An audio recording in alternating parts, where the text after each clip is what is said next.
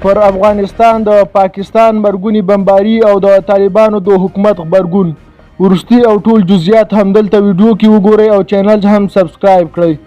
د طالبانو حکومت د پاکستان لخوا په پکتیکا او خوست کې د نن سهار د بریدونو په غبرګون کې دا عمل د افغانستان پر حریم تجاوز او غیر سنجیده اقدام بللې د طالبانو حکومت په دې اړه خبره کړې اعلامیه کې چې ویان ذبیح الله مجاهد ویلي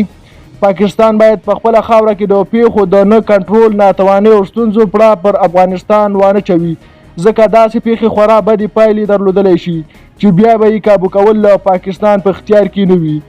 د طالبانو حکومت د اعلامیې پر بنسټ د پکتیکا د برمل ولسوالۍ په لمن او د خوست د سپیرې ولسوالۍ د افغان دوبۍ په سیمه کې د پاکستان په بریدونو کې ملکي کورونه په نښه شوي چې له امله یې 15 ښځې او 2 ماشومان وژل شوي